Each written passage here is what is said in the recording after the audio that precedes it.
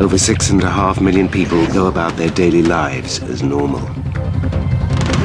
But no one is safe as a potentially lethal disease spreads through the human population of major cities around the world.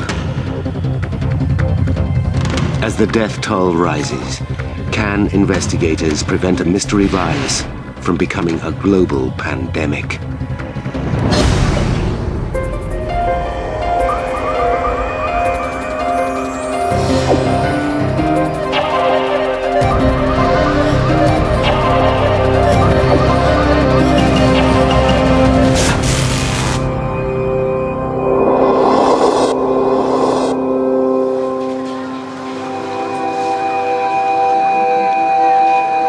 In February 2003, rumors surface about a mystery illness spreading through China's Guangdong province. Under pressure from health organizations, the Chinese government report the cause of the outbreak as atypical pneumonia. In Hong Kong, virologist Professor Malik Perez closely monitors the situation. We heard of an unusual outbreak of pneumonia in Guangdong, that's the province just adjacent to Hong Kong. And what was unusual about it was there were reports of clusters of pneumonia, clusters within families and clusters in hospitals, which normally you don't see with pneumonia.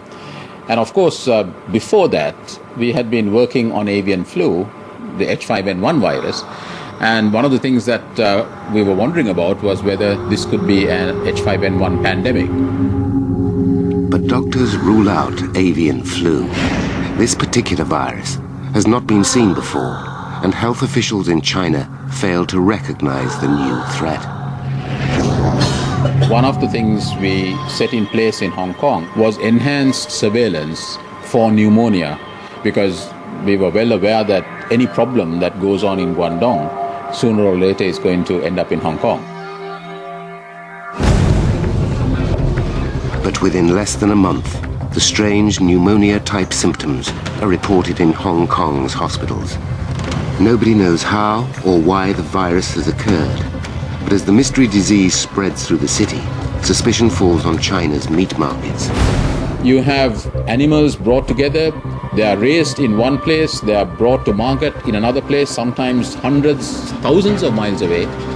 There are thousands, millions of humans interacting with these animals. So the opportunities for an animal virus to cross species to humans is hugely multiplied. And once that interspecies transmission occurs, the human-to-human transmission also is immensely multiplied by the intensity of travel and the movement of the human population. So these are the factors that predispose to outbreaks. While Hong Kong attempts to contain this new illness, symptoms of the same disease surface in Vietnam and Singapore. And as news of the outbreak reaches Canada, microbiologist Dr. Donald Lowe receives a startling email from a colleague working at Toronto's Scarborough Grace Hospital. I remember vividly this all in block capital letters saying, you know, we've got a problem here. We think this is this new disease. These people, there's a connection, someone just having returned from Hong Kong. So I got straight to the hospital, and that was the beginning of the end for us. Everything started to unfold. Confirmation of the presence of the virus in Toronto is evidence that the unidentified disease is spreading faster and further than had first been thought. On March the 15th, the World Health Organization decided to issue a global alert. Heading the WHO's Communicable Disease Program at this time is Dr. David Heyman. What's very concerning about a new disease is not what's known, but what's not known. There's a whole void in the information that we have about a new disease. And that's what teams in Hong Kong began to do, to determine who was it in, when was it occurring, where was it occurring, and why was it occurring. With little information on how the virus has spread, the Hong Kong Health Department set up an investigation with the objective of discovering the source of the outbreak. We were trying to pin down this unusual disease to investigate all patients in Hong Kong with severe pneumonia without other explanations. And of course, we were particularly focusing on people who had a recent travel history from China. By the third week in March, the team of investigators make a vital breakthrough. Retracing the movements of the first patients to be diagnosed with the new disease, the team in Hong Kong are able to link them all to one man who had traveled to the city almost a month earlier. On the 21st of February, a bus carrying a deadly cargo made its way from Guangdong province into the heart of one of the world's most densely populated cities, Hong Kong.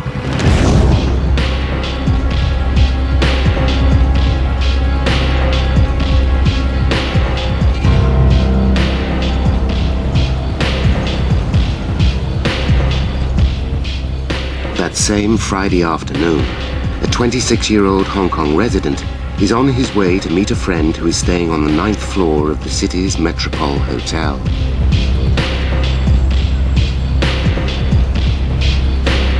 The popular hotel is also the destination for a 64-year-old professor, Dr. Liu Jianlun, who has just arrived from Guangdong.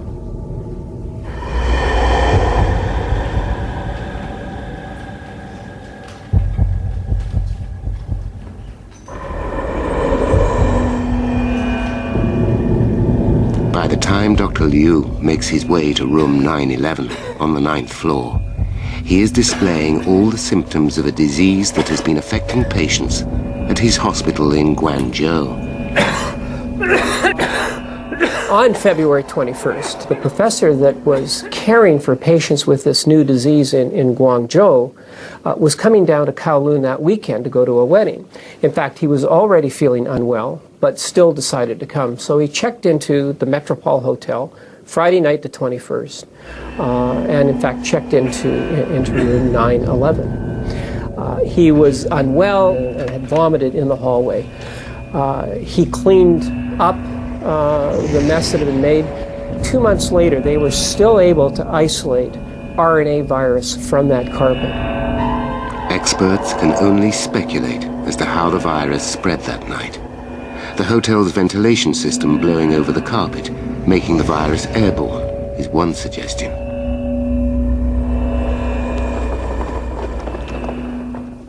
What is clear, however, is that any guests who receive a key for a room on the 9th floor are walking into the hands of a silent killer.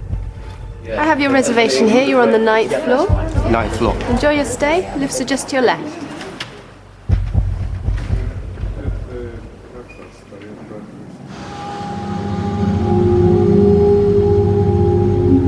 Inside room 911 of the Metropole Hotel, Dr. Liu's illness gets worse. His body temperature soars, his muscles ache, and his breathing is labored.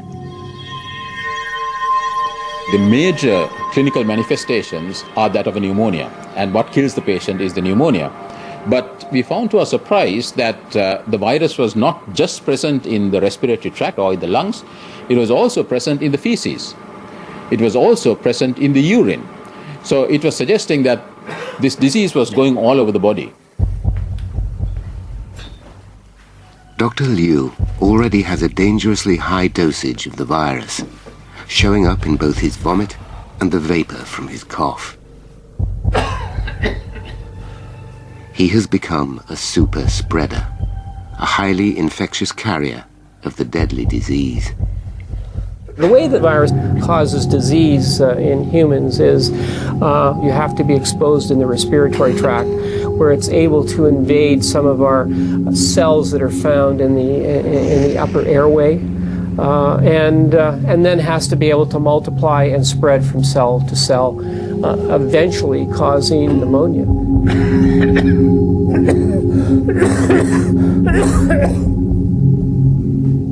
As Dr. Liu endures an uncomfortable night in his room, the virus has already left the hotel. The young Hong Kong resident makes his way home through the crowded streets, unaware that his brief visit to see a friend at the Metropole Hotel will bring the city to its knees.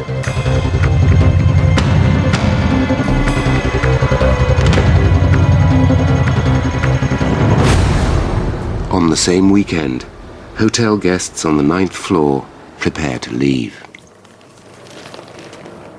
Canadian resident Kwan Sui Chu packs her bags to fly back to her home in Toronto.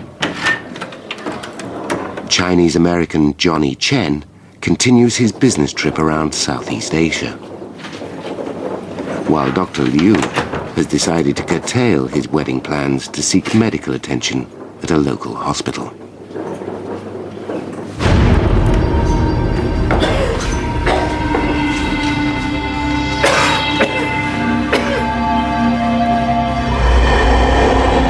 As the guests set off on their travels, none are aware of the dangers that they now pose. Johnny Chen will later trigger the deaths of 5 people in Vietnam.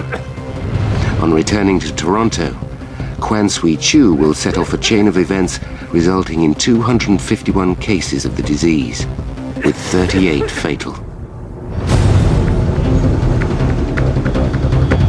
Also returning home that day is Singapore air hostess Esther Mok. She would later become the first patient in Singapore to be diagnosed with the virus. New and emerging infectious diseases occurring in one country are a threat to the rest of the world. One person infected in the right place at the right time can cause that disease to spread around the world. As millions of people travel internationally every day, the threat of a global outbreak is greater than ever before.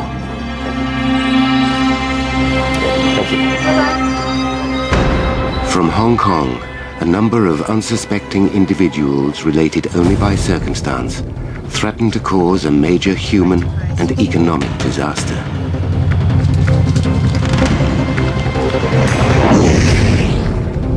Over the course of just a single weekend, an unknown deadly disease crosses borders and time zones, and as it spreads, no one notices. Could this be the beginning of the first global pandemic of the 21st century?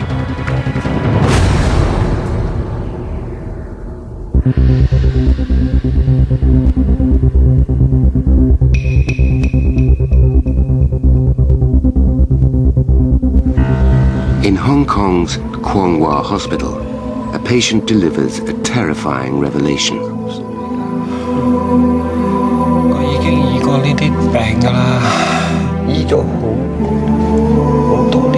Before admitting himself into hospital, Dr. Liu Jianlun had spent the last months treating a mystery illness in the province of Guangdong.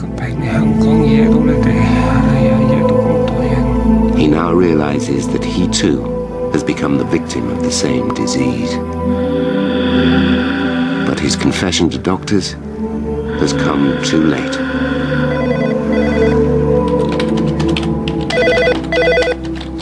Six days later in Vietnam, Dr. Carlo Urbani receives a telephone call from the French hospital in Hanoi. Okay.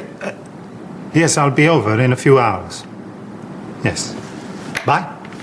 For the past 2 years, the Italian doctor has been working for the World Health Organization in Vietnam, specializing in the treatment of infectious diseases. On this particular day, he has been asked to see a patient who had been admitted to hospital 2 days earlier with symptoms of pneumonia. Hello. So far, normal treatments have failed. I am Dr. Urbani. I just want to ask you a few questions. The patient is Johnny Chen.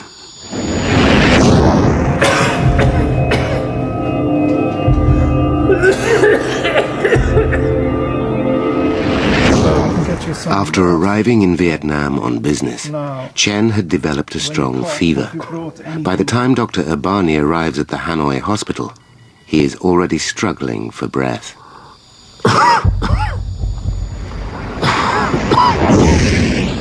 The virus causes severe pneumonia.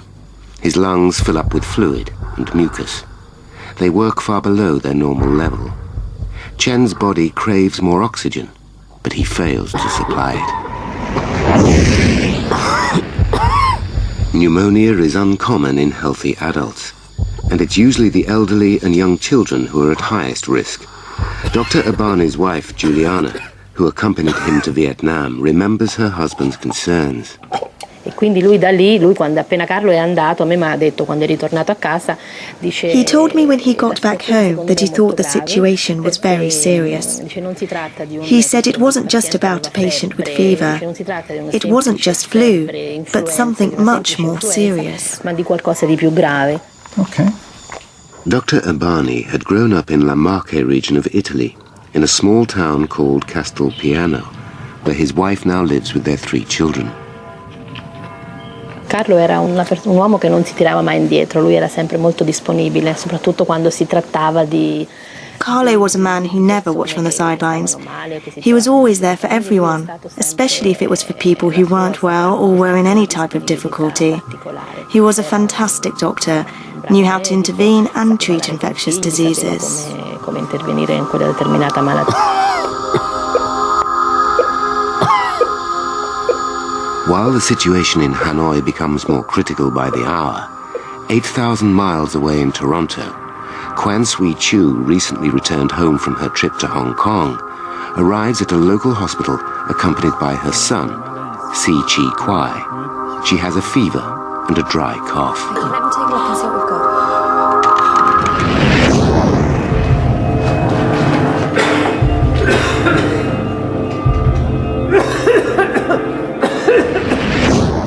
A local doctor examines her. Unaware of any new emerging diseases, he has little reason to be alarmed by these symptoms. No problem there. I listen to your chest. There's only so many ways your body can manifest an infection in your lung. One of the ways is fever, having muscle aches and pains, then developing a cough, and then subsequently developing a bit of shortness of breath. And that describes many illnesses. So there was nothing that really stood out to say this was just another case of pneumonia, another case of either viral or bacterial pneumonia. The doctor prescribes the 78-year-old grandmother some antibiotics and then sends her home. As a result of that, this is what happened to Toronto. One person returning to Toronto on February the 23rd, subsequently resulting in 2 waves of outbreaks.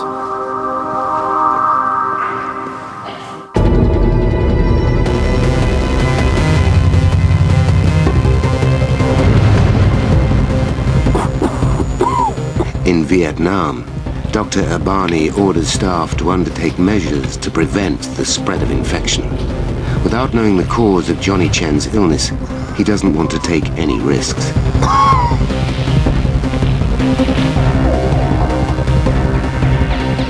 But it's already too late. Within days, health workers at the hospital develop signs of the disease. The situation is growing out of control.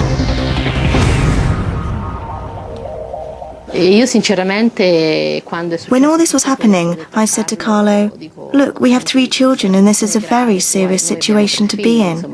It's really dangerous. We have to do something. He told me to stay calm and that there was no problem for the time being. He said, I've spent many years working with infectious diseases. I know what I'm doing and what precautions to take. Let's wait for now and see what happens. The left-hand lung is very congested, there's quite a build-up. It looks like a pneumonia, but the patient is not bringing up any mucus. It's a bit unusual. As Dr. Abani reports his findings, word quickly spreads that a new, potentially lethal disease is on the loose. Working for the Center for Disease Control in Bangkok at the time is Scott Dow. His initial descriptions from Hanoi were the first clear descriptions of this cluster of illness, and because they were so accurate and detailed, they quickly allowed people from other parts of the world to realize that this was not your normal cluster of pneumonia cases, that this was something distinctly unusual. Pneumonia is one of the major killers around the world, but it affects the very young and the very old. So when we heard about otherwise healthy people, doctors and nurses who were getting sick with pneumonia. We knew that there was something very unusual about that cluster, and we were alarmed.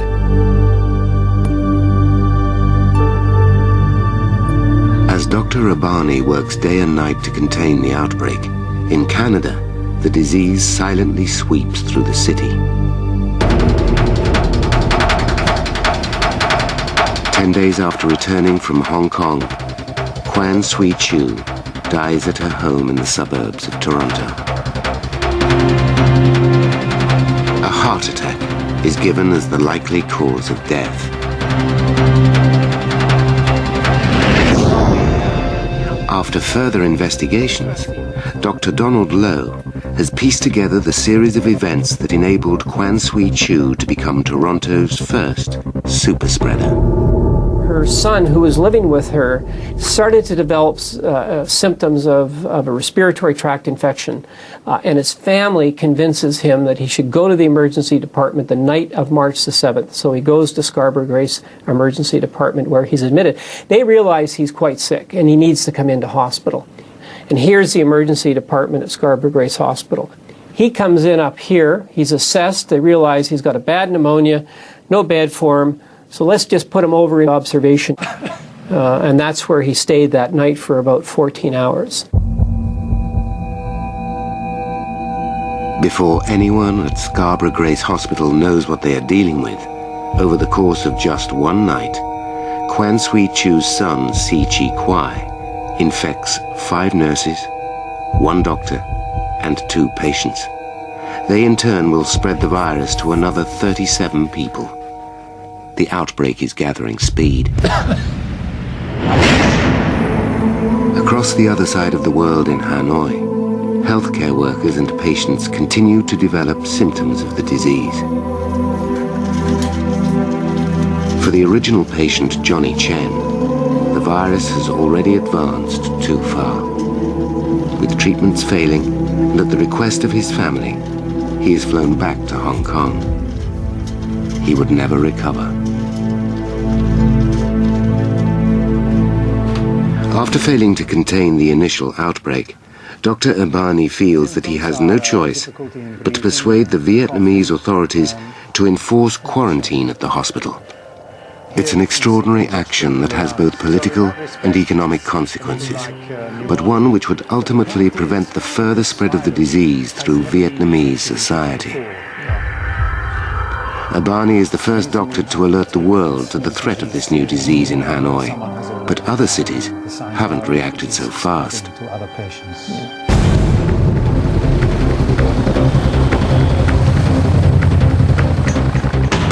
In Hong Kong, 2 weeks after Dr. Liu's stay at the Metropole Hotel, the effects of the virus are beginning to get noticed. At the city's Prince of Wales Hospital, an outbreak of a pneumonia-type illness affects staff and patients in Ward 8A. 6 days earlier, a 26-year-old local resident had been admitted into the ward with respiratory failure.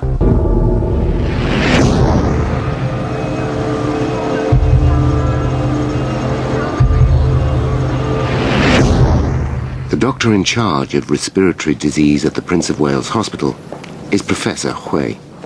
I'll show you the first X-ray when he came in, and you can see an area of opacity at the right upper zone. So he was actually having mild pneumonia to begin with.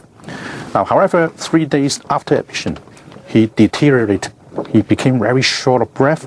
He required very high flow of oxygen to maintain his oxygen level. At that point, he was so short of breath that even feeding, urination, he would actually require assistance from the healthcare workers. And I will show you the X-ray. Most of the left lung actually had pneumonia. You can see the white area, the white opacity, and only the top part was spared.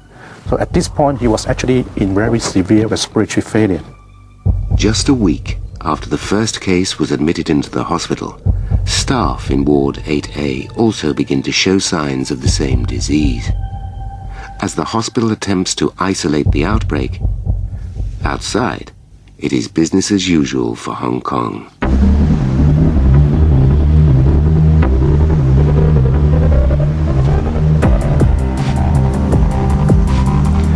one knows how far the virus has spread, and as residents go about their daily lives as normal, few are aware that their biggest threat has become each other.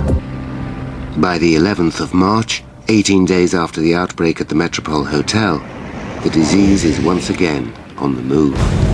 This time, with one of the very men who had done so much to combat the virus. On a flight to a conference in Thailand, Dr. Carlo Urbani had developed a fever. By the time he arrives at Bangkok airport, he's already aware that he is showing symptoms of the disease. He immediately rings his colleague Scott Dow, who is waiting for him at the airport. I think it would be good as a precaution if I was isolated.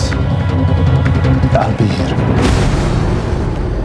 We quickly agreed that we needed to get a team out to the airport and then to make sure that he could be safely taken through the airport and to the infectious disease hospital where they could care for him, hopefully safely.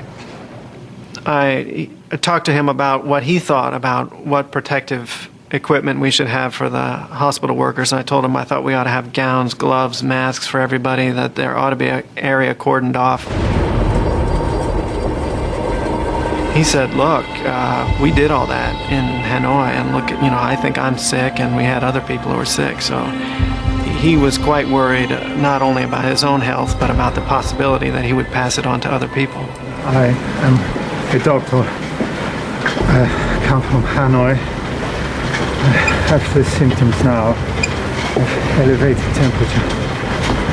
It is quite difficult for me to breathe. You must have me isolated immediately. For his wife, Dr. Urbani's illness was the news that she had been dreading for weeks.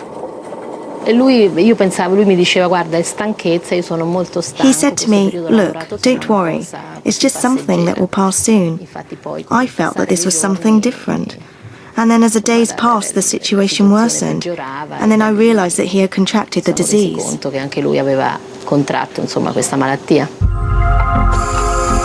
As Dr. Urbani becomes the latest casualty of the disease, and with no known cure, on the 17th of March, the WHO calls upon 11 leading laboratories in 9 countries to join a network with the purpose of finding the cause of the illness. With an unprecedented number of international laboratories sharing data and coordinating their findings, the race is on to identify the virus at the center of the outbreak. They are calling the disease severe acute respiratory syndrome. It would quickly become more commonly known as SARS. We looked down the electron microscope, we could see that clearly this was a virus, and looking at it further, on the basis of the shape and the size, it seemed that a coronavirus might be the most likely candidate, but not one of the coronaviruses that we had known about so far. There are coronaviruses in humans, there are coronaviruses in animals, but this virus seemed to be completely new altogether. The coronavirus, named because of the crown of proteins on its surface, invades healthy cells inside the respiratory tract, where it can then reproduce. It is a surprise culprit to many in the scientific community. A coronavirus causes the common cold, but this one destroys lives.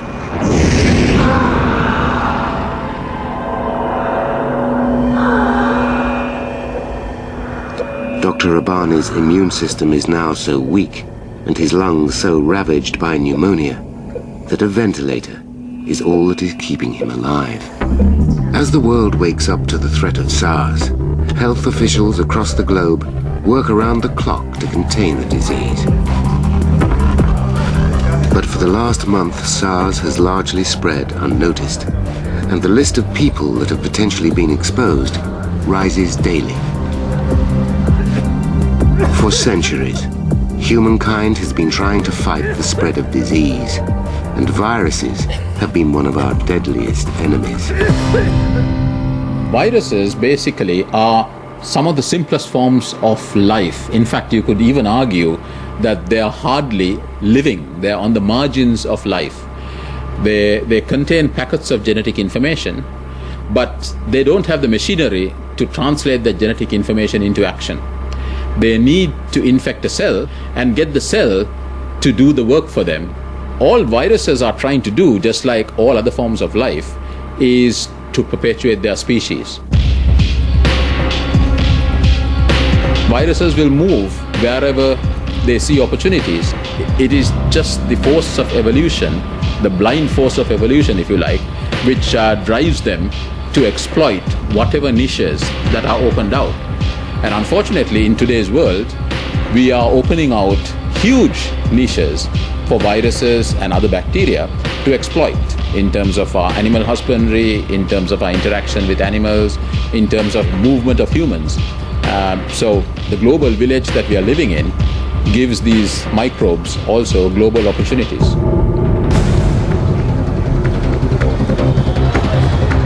By the end of March, Hong Kong is on high alert. With the number of cases rising, tourists are advised to stay away.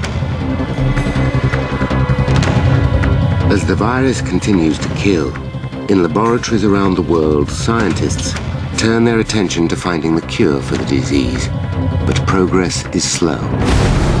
It's extremely difficult to deal with an unknown disease because you don't know all the answers, or you know very few of the answers, but still you have to communicate to the general public and keep their confidence that you're doing something that is ultimately going to be beneficial. For those living in Hong Kong at the time, the uncertainty from health officials creates a climate of fear, as resident and author Christine Lowe remembers only too well.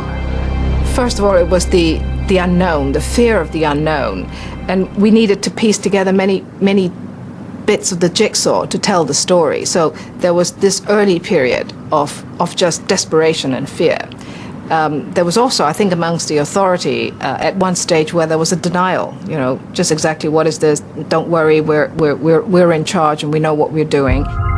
Without solid information about the nature of the disease, residents attempt to protect themselves. People wore masks because this was the one tiny thing that they could do at a time when they felt they had no control. They didn't know about the disease. What can you do as an individual? Actually, what could you do when the government and the experts, the doctors, were telling you that they weren't quite sure what this new disease was? So the one thing that you could do was wear a face mask.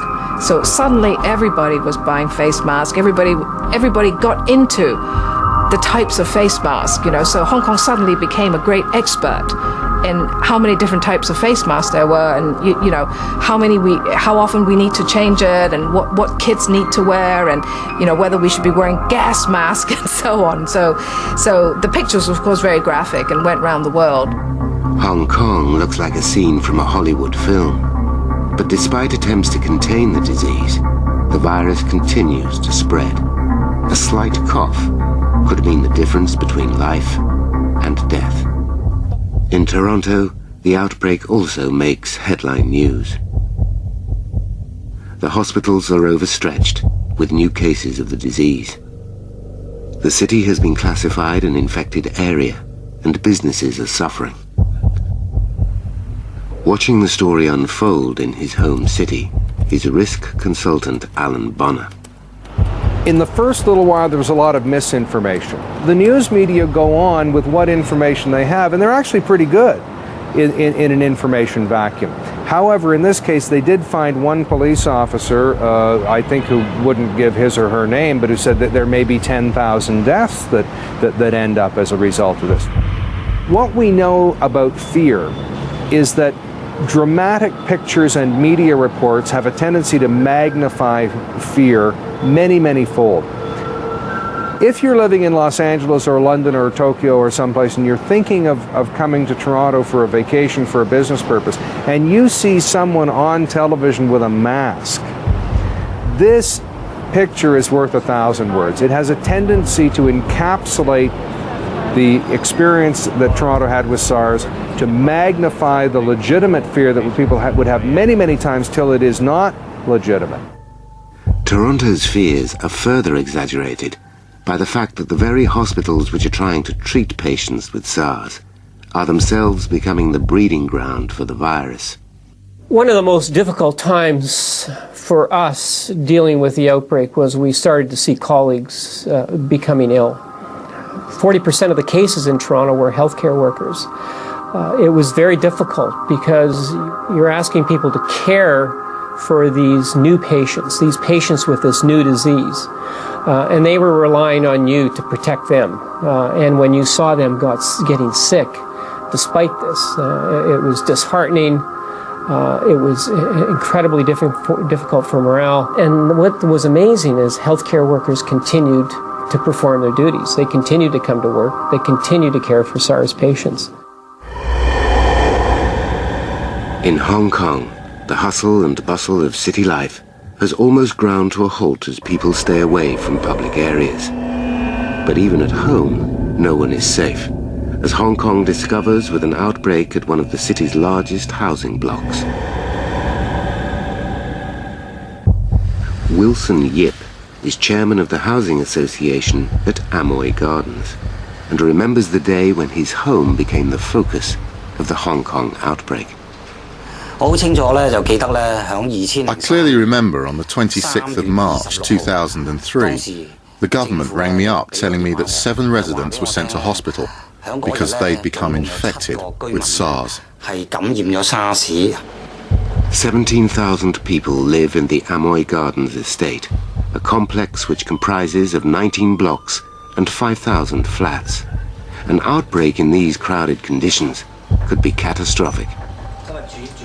At the beginning, SARS was found to be breaking out in Block E. Gradually, the outbreak of SARS began to spread through the complex.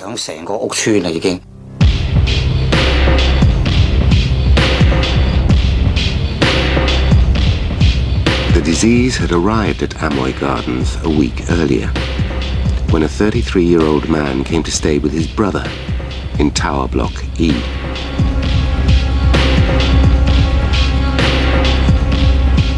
The man suffered from a chronic renal illness and had been treated at the Prince of Wales Hospital. But on this particular day, he's feeling unwell for a different reason. While in hospital, he had contracted the SARS virus.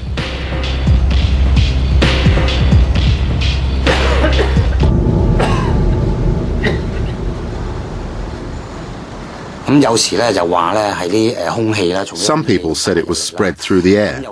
Some people said it was through water from the taps. Some people said it was through saliva when people talked. There were various rumors. But it's the extent and size of the outbreak that puzzles officials most.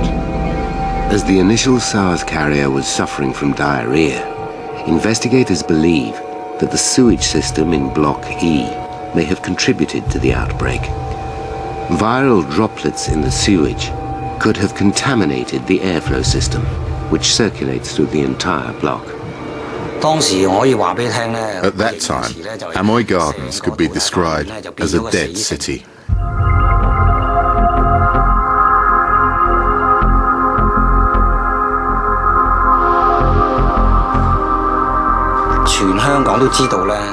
It was known throughout Hong Kong that Amoy Gardens was the most serious disaster area. I strongly requested that Block E should be isolated because I knew the disease could not be controlled without the isolation of the block.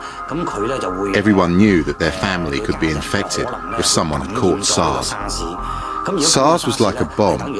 Those who are carrying the bomb should not be allowed to remain in the community. The final week of March 2003 proves to be the darkest of the entire outbreak, as news channels broadcast images of Amoy Gardens around the world. In Bangkok, Dr. Carlo Urbani fights for his life. By isolating himself, he has spared the lives of his family and other healthcare workers. But after 18 days with the illness, and with his wife Juliana looking on, Dr. Urbani suffers 2 massive heart attacks. The doctor who had alerted the world to the new disease is now becoming its latest casualty. I didn't go back to the hospital once Carlo suffered his heart attacks. It didn't make sense to. I wanted to remember Carlo when I first saw him there, not with all the machines and equipment all over him. He was in a coma and couldn't see me anyway. It wasn't good for me to be there. It was better for him and for me. On the 29th of March, Dr. Carlo Urbani dies. Giuliana and her 3 children returned to Italy. When Carlo died, I realised what a positive thing he had done. And even he realised the enormity of what he had done to help. The doctors themselves said that thanks to him, so many people's lives were saved.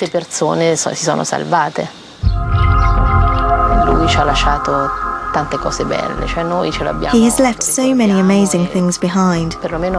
We have all our memories together, but for me, I still have the feeling that he's here beside me and helping me on this new journey.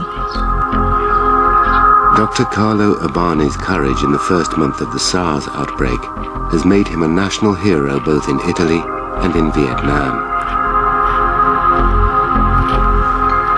As his mother Maria mourns her son, she takes comfort in the fact that he died saving others. Qualcosa mi portava a raccontare con orgoglio. The one thing that filled me with such pride about what my son achieved was that his life was not in vain. His spirit lives on through the work that he did for others. By isolating the hospital in Hanoi, Dr. Urbani had ensured that Vietnam escaped a serious outbreak of SARS. It would later become the first country to be taken off the WHO's list of infected areas. Before his death, Urbani had laid the path for other healthcare workers to follow. As health departments trace individuals who have come into contact with infected SARS patients, a clearer picture of how the virus is spreading begins to take shape. Fears that the airborne virus could be spread easily through the population are not materializing. Experts realize that the virus is not as infectious as first thought. This factor alone offers a vital lifeline. Fortunately, when we look back at SARS, we realize that we got lucky. We were able to contain it because it wasn't that infectious. Where it was infectious was in the hospital setting, where you had very sick patients with SARS, high numbers of SARS virus in their respiratory tract, and as a result, transmission occurring to unsuspected healthcare workers, family members, people that come in contact with them. Further investigations were showing scientists that most patients only had a dangerously high dosage of the virus 10 days after they had first become infected. Now, this was unusual, but it was very fortunate, because this was what allowed us to stop the transmission of SARS. If you can identify patients early, get them into hospital soon, you can interrupt transmission in the community. Had the virus been more contagious, then we might still be counting the deaths from SARS. It's the world's good fortune that old-fashioned quarantine measures resulted in the steep decline of new cases in May and June of 2003. No cure for SARS was found, yet 90% of infected patients recovered when treated with existing antiviral and antibiotic medicines. As health officials breathed a sigh of relief, for those like Bill Liu who suffered from SARS, the outbreak has left a lasting impression. After getting this disease, I realized that diseases or death are hard to predict. In most cases, they're out of my control. I have little control over my life, even when it's in danger of being destroyed. I realized that I should live a happy life, no matter what happens, and should cherish and enjoy what I have at the moment. In just a 7-month period from November 2002, over 8,000 people in 32 countries were infected with the SARS virus. almost 800 of those died from the disease. But by July 2003, at the end of that 7 months, health departments had managed to halt the transmission of SARS, and with no new reported cases, the outbreak had finally been contained. The animal-to-human transfer of a microscopic coronavirus had caused death on a global scale. Today, the only traces of the virus are locked away in laboratories. But for the cities at the center of the outbreak, the cost of SARS has been immense. These days, someone sneezes in Hong Kong, and all of a sudden, people who work in the restaurant business are getting pink slips in Toronto. Or maybe conventions are canceled in Toronto. Somebody has an ailment in Africa, gets on a plane, it can be in New York very, very quickly. One of the prices we pay for the modern age with modern transportation is that there's no safe place, there's no place to hide, there's no free lunch. The risk of significant pandemic occurring with consequence of worldwide dissemination and an infection of a large percentage of the population is real. With a pandemic influenza, if it should occur, projections are that it'll be worldwide, it'll occur within a period of 6 months or less, that it'll affect 20 to 30% of the world population, and that it'll have a significant death rate associated with it. SARS was not the major global pandemic that many feared, but the lessons from the events of 2003 are still being learned. And as modern society wakes up to the threat posed by these new diseases, health organizations around the globe are bracing themselves for the next, and perhaps far more deadly, outbreak.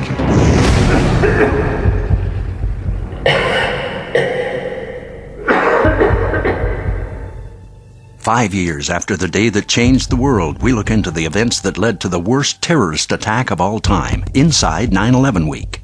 Tomorrow.